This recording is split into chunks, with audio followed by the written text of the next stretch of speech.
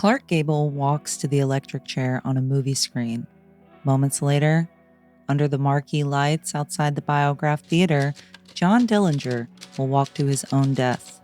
No judge, no jury, no trial, just G-men waiting for him to walk outside. 92 years later, people still stop in that alley to talk about it. On a hot Chicago summer night of 1934, John Dillinger is living under a fake identity. He has received plastic surgery to hide from G-men who are investigating him for allegations of bank robbery and murder. He is staying with Anna Sage and Polly Hamilton. At this point, he is public enemy number 1, a title given to him by J. Edgar Hoover of the Bureau of Investigation. In the middle of being on the run, he is still found at baseball games, eating at fancy diners, and going to the movies. His manhunt is national news, but he continues an ordinary city life. Dillinger doesn't have any grand ambitions. He just wants a quiet night out on the town, watching a movie in the air-conditioned movie theater with 2 women that he has come to trust. Chicago was in the grip of a deadly heat wave that would claim the lives of 23 that week, and the promise of an air-conditioned, cooled movie was the reason enough for him to leave his apartment. Trust was in short supply for a man who had already changed his face. Sage and Hamilton were 2 of the only people alive who knew exactly who he was and had yet to turn him in. Dillinger wants to stay hidden and outlast the manhunt. He desires to be a nobody.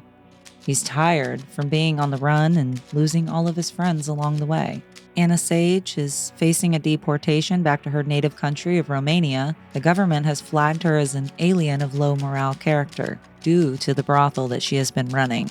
There's a $10,000 bounty on Dillinger's head, and she has decided to try to work out a deal with the Bureau of Investigations to save herself from deportation. She promises to wear distinctive colors so that the G-men can verify that the man she is with is in fact John Dillinger. This is how she is to become known as the Lady in Red. At about 10:30, Manhattan Melodrama comes to an end. The doors of the Biograph swing open and the audience steps into a heavy Chicago night. Dillinger emerges between Polly Hamilton and Anna Sage. They begin to walk south along the Lincoln Avenue.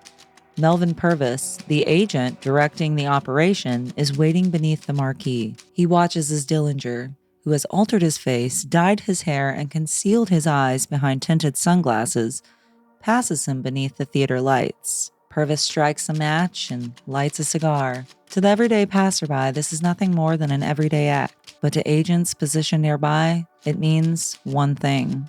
The man leaving the theater is John Dillinger. Purvis gives another signal with his hand, and the agents begin to close in. Some move from the opposite side of the street. Others fall in behind Dillinger and follow at a slow walk. Dillinger moves ahead of the 2 women, then he looks back.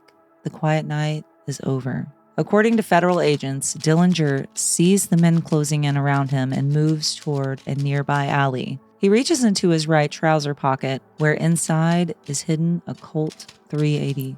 The gun will never leave his pocket. Agents Charles Winstead, Clarence Hurt, and Herman Hollis open fire. 5 shots through the crowd of the Lincoln Avenue. 3 of those rounds strike Dillinger in the back. He stumbles forward and falls face down on the pavement. The entire confrontation lasts only seconds. Behind him, the audience is still pouring out of the Biograph. The marquee remains lit.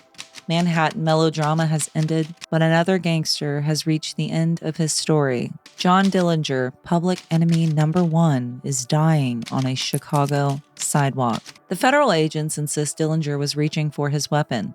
The coroner's jury accepts the account and rules his death as a justifiable homicide. This decision takes less than 20 minutes, but the location of the wounds creates questions that follow the Bureau long after the gunfire stops. The fatal bullet entered through the back of Dillinger's neck before passing through his head and exiting beneath his right eye. To those who had already viewed him as a folk hero, it looks less like an arrest and more like an execution. Death does nothing to end the public's fascination with John Dillinger. His body is taken to the Cook County morgue, where it becomes an attraction.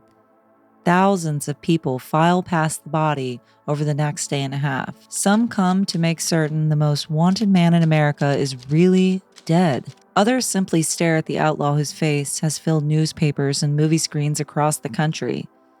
Death masks are made, photographers crowd the body. Outside the Biograph, souvenir hunters press handkerchiefs and pieces of newspaper into the blood left behind on the pavement.